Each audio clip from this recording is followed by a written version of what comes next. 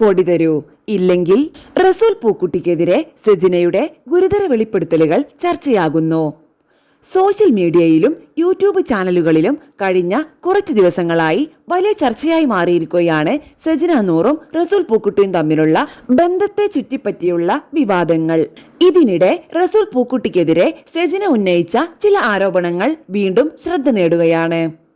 റസൂൽ പൂക്കുട്ടിക്ക് തന്റെ കുടുംബമാണ് ഏറ്റവും പ്രധാനമെങ്കിൽ തനിക്ക് 3 കോടി രൂപ നൽകണമെന്നും സെജിന ആവശ്യപ്പെട്ടുവെന്നാണ് പുറത്തുവരുന്ന റിപ്പോർട്ടുകൾ പറയുന്നത്.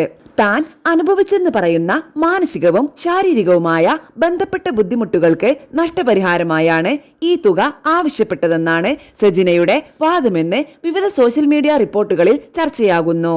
ഇതിനൊപ്പം റസൂൽ പൂക്കുട്ടി തന്നെ പല രീതിയിലും ഉപദ്രവിച്ചുവെന്ന ഗുരുതര ആരോപണവും സെജിന ഉന്നയിക്കുന്നതായി വാർത്തകൾ പ്രചരിക്കുന്നുണ്ട്. ഈ ആരോപണങ്ങൾ പുറത്തു വന്നതോടെ സോഷ്യൽ മീഡിയയിൽ അനുകൂല പ്രതികൂല അഭിപ്രായങ്ങൾ ശക്തമായ ചർച്ചകൾക്ക് വഴിവെച്ചിരിക്കുകയാണ്. വിവാദത്തിന് കൂടുതൽ ചൂടുപിടിച്ചത് സെജിനയുടെ മുൻ ഭർത്താവ് ഫിറോസ് ഖാൻ പുറത്തുവിട്ടതായി പറയപ്പെടുന്ന ചില ഓഡിയോ ക്ലിപ്പുകളാണ്.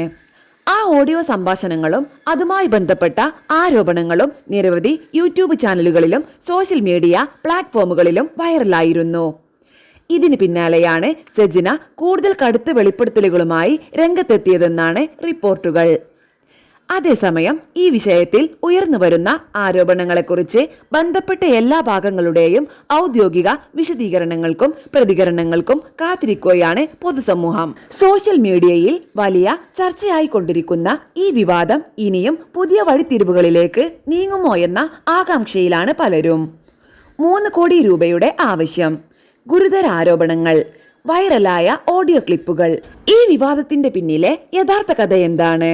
സോഷ്യൽ മീഡിയ ഇപ്പോൾ അതിനുള്ള ഉത്തരമാണ് തേടുന്നത്.